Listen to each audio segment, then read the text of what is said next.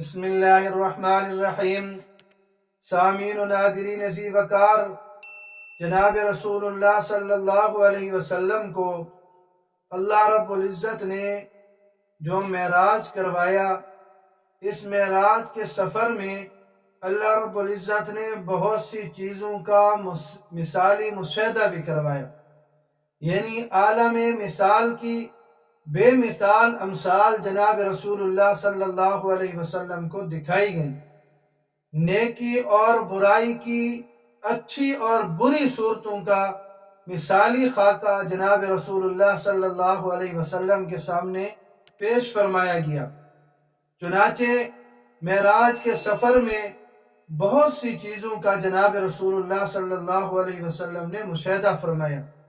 ان میں سے ایک واقعہ یہ ہے کہ آپ صلی اللہ علیہ وسلم کا معراج کے سفر کے دوران ایسی قوم پر گزر ہوا کہ جن کے ناخن تانبے کے تھے، اور وہ اپنے چہروں اور سینوں کو ان ناخنوں سے چھیلتے تھے۔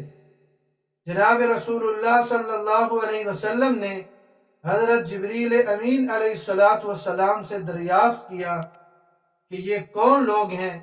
تو حضرت جبریل امین علیہ السلام نے جواباً کہا کہ یا رسول اللہ صلی اللہ علیہ وسلم، یہ آپ کی امت کے وہ لوگ ہیں جو آدمیوں کا گوشت کھاتے ہیں۔ اب اس سے کیا مراد ہے؟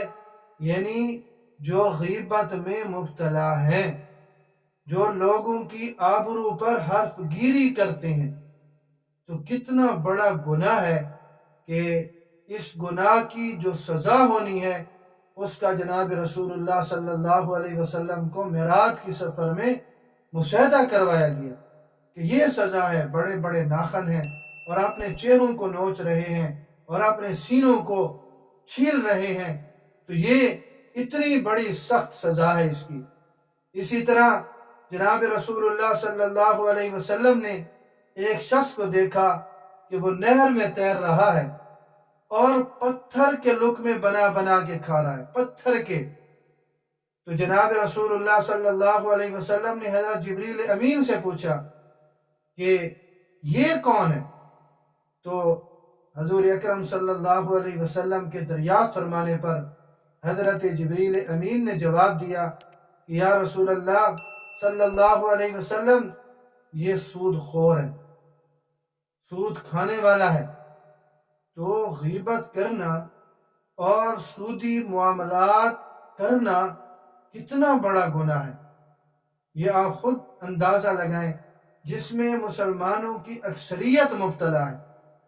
ایک غیبت سے ہماری کوئی محفل اور کوئی مجلس خالی نہیں ہے، اور کتنا سود کا نظام کتنا جڑ پکڑتا جا رہا ہے اور کتنا یہ طویل اور عریض ہوتا جا رہا ہے، یہ آپ خود اندازہ لگا لیں، آپ خود اس کو دیکھ لیں کہ سودی نظام میں ہم جکڑے ہوئے۔ تو یہ بہت بڑے گناہ ہیں، ان سے توبہ اور استغفار کرنی چاہیے اور اپنی زندگی کو بدلنا چاہیے۔ معراج کا سفر ہمیں بہت کچھ سکھاتا ہے، اس میں ایسے ایسے واقعات ہیں جو انسان کی زندگی کو بدل دیتے ہیں۔